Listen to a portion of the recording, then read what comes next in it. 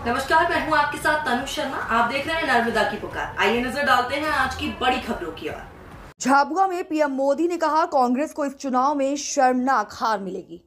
मध्य प्रदेश में आगामी विधानसभा चुनाव को लेकर भाजपा लगातार तूफानी चुनावी रैलियों में जुटी हुई है। इसी कड़ी में प्रधानमंत्री नरेंद्र मोदी मंगलवार को झाबुआ पहुंचे थे।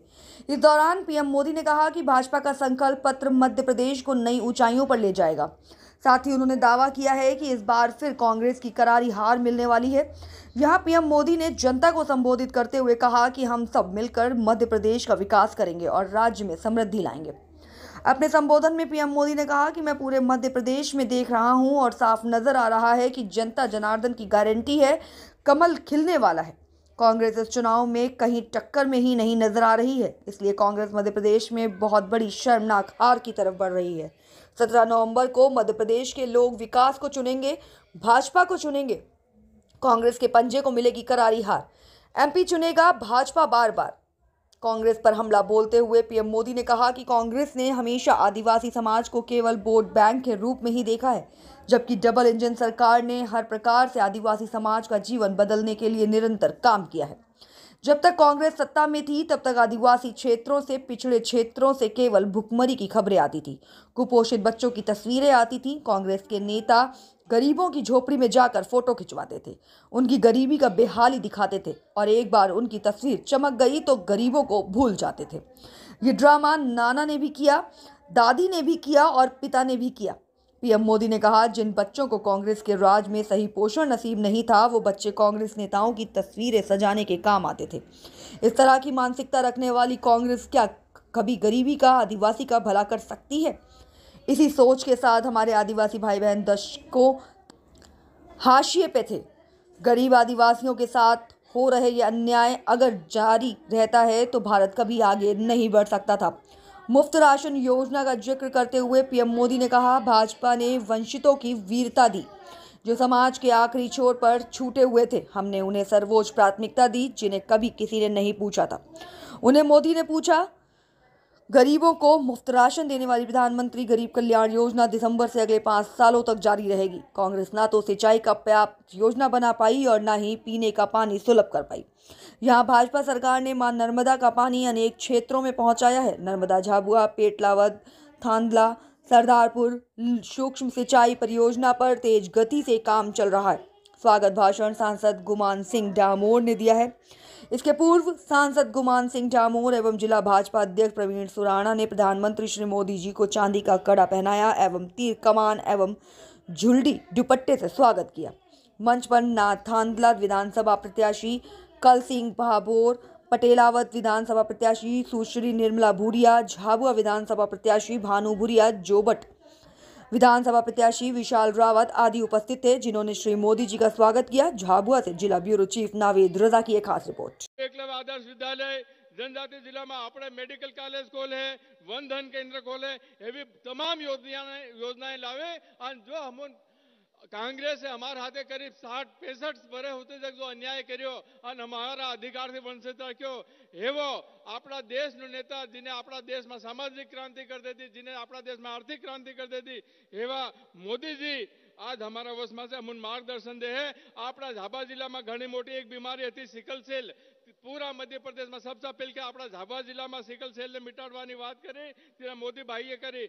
अपना झाबा जिला ने हमारी बहनों मजबूत करवानु काम करो तो हमारा मोदी जी करो। उज्ज्वला गैस नी टंकी आलियो, घर घर नल थी जल तीनों काम करो। हमारा अपना गरीबों जिन्हें जमीन नहीं थी एवं मजदूर ने मकान नो मालिक बनाया, पक्का मकान ने मालिक बनाया। अपना झाबुआ अलीराजपुर में करीब 2 लाख पक्का मकान बनावानु काम करो, हमारा देश ना प्रधानमंत्री ने करो। आज हमारे जो गरीब कल्याण अन्न योजना है, ये जो हम अपने मुफ्त में राशन मिल रही तो झाबुआना करीब 3,30,000 परिवार ने और अलीराजपुर 2,21,000 परिवार ने हमारे यहाँ मुफ्त में अन्न मिल रही। हमारे कई नो भाई भूखे मिल पा देवा। आज हमारे जन धन खाता खोले और एक एक पैसों આપણા ગરીબના ભાઈના ખાતામાં કૂદા જાય. પેલો કોંગ્રેસનો એક પ્રધાનમંત્રી હતો રાજીવ ગાંધી, તેને કહેલું હું દિલ્હી થા 1 રૂપિયા મોકલો અને ઝાબા તક આવતા આવતા તેઓ 15 પૈસા રહી જાય. 85 પૈસા જે હતા કોંગ્રેસના લોક ખાઈ જતા. પણ આજ हमारा मोदी भाઈએ આપણા ઝાબા જિલ્લામાં 9,34,000 ખાતા ખોલ્યા, અલીરાજપુરમાં 5,64,000 ખાતા ખોલ્યા અને 1 રૂપિયો અગર દિલ્હી તો નાખે તો 1 રૂપિયો हमारा भाई कन जाए એવું કામ કરે. આજ हमारा गरीबों आगे उठाड़वानुं काम करी रही या हमारा प्रधानमंत्री मोदी जी करी रहो. आज हमारा पेलका सौभाग्य योजना में जो हमारे अलीराजपुर झाबाना वनना गांव होता,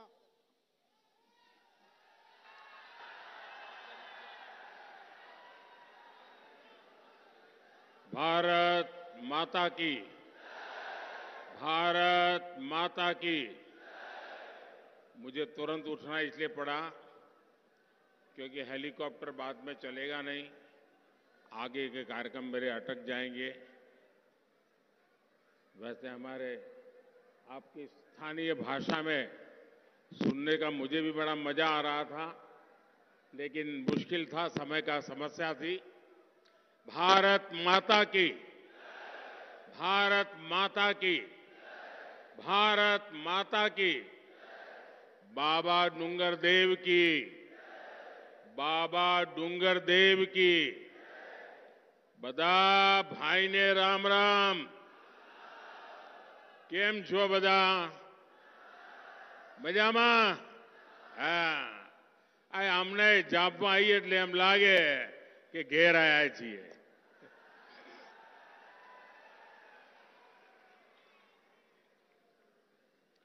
राजा जब्बू भील और क्रांतिवीर चंद्रशेखर आजाद की इस पुण्य भूमि का मैं श्रद्धापूर्वक वंदन करता हूं.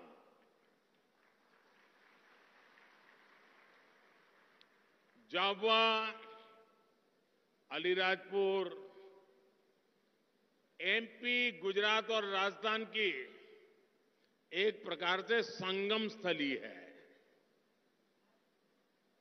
भाषा, बोली, खान पान, ये दाहोद हो, छोटाउदेपुर, सारा आप तो जानते हैं सब.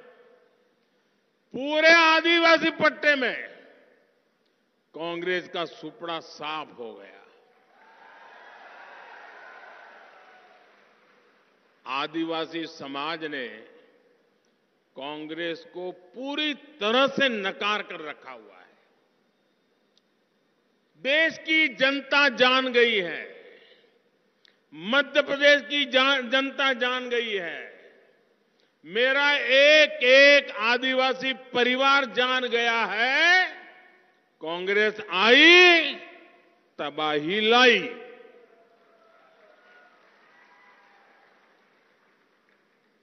कांग्रेस ने हमेशा आदिवासी समाज को केवल वोट बैंक के रूप में ही देखा है, जबकि डबल इंजन सरकार ने हर प्रकार से आदिवासी समाज का जीवन बदलने के लिए निरंतर काम किया है. आप राजस्थान में भी आते जाते रहते हैं, वहां भी आदिवासी समाज कांग्रेस से भड़का हुआ है. मैं मध्य प्रदेश और छत्तीसगढ़ के भी अनेक आदिवासी साथियों से बीते कुछ समय में मिल चुका हूं. हर तरफ कांग्रेस के विरुद्ध घनघोर गुस्सा और भाजपा पर अभूतपूर्व उत्साह दिखाई दे रहा है. मेरे परिवारजनों, कांग्रेस पर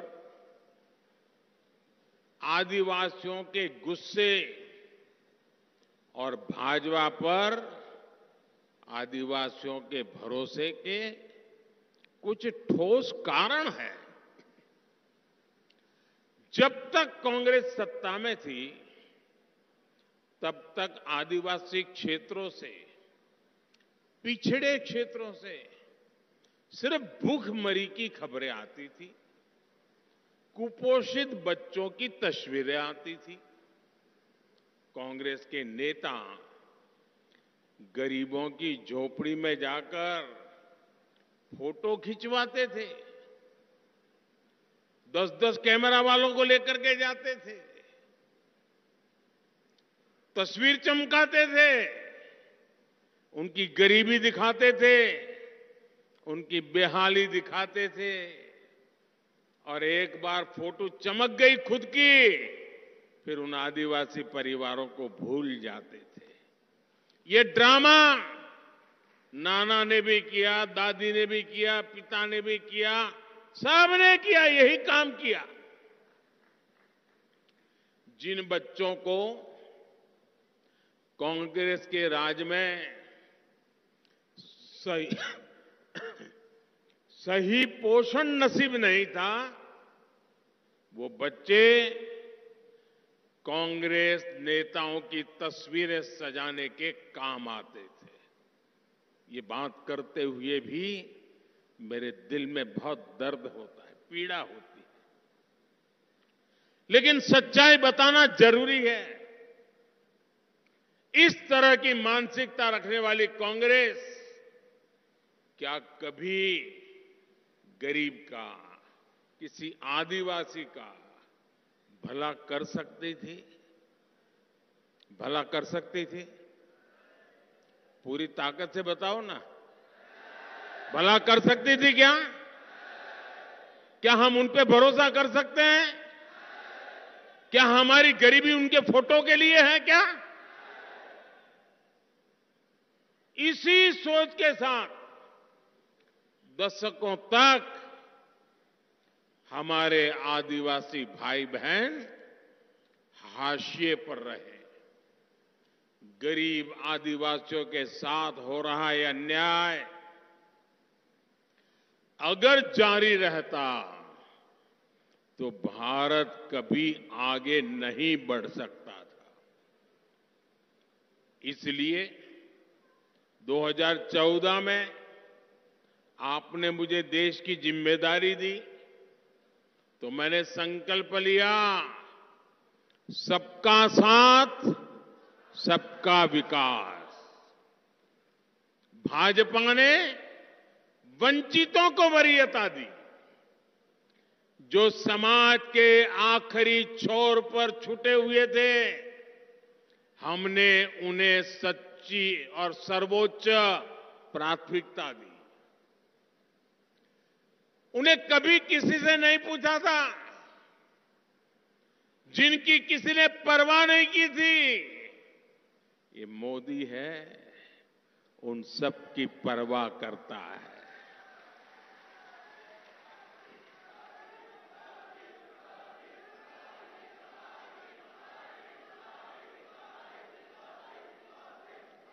मैं तो जिंदगी के में कई वर्ष मुझे आदिवासी भाइयों के बीच काम करने का मौका मिला है। वर्षों तक मैं बस में दाहोद और इस सारे बेल्ट में आया करता था। ये कांग्रेस की सरकारें थी तब क्या होता था, वो आते थे, फिर कहते थे कि सरकार ने योजना बनाई है, आपको बैंक का लोन मिलेगा, इतना लोन मिलेगा तो इतनी मुर्गी आएगी, इतनी मुर्गी आएगी तो इतने अंडे होंगे, इतने अंडे, फिर इतनी मुर्गी, फिर इतने अंडे, फिर इतनी मुर्गी। कभी कभी बोल देते थे कड़कनाथ का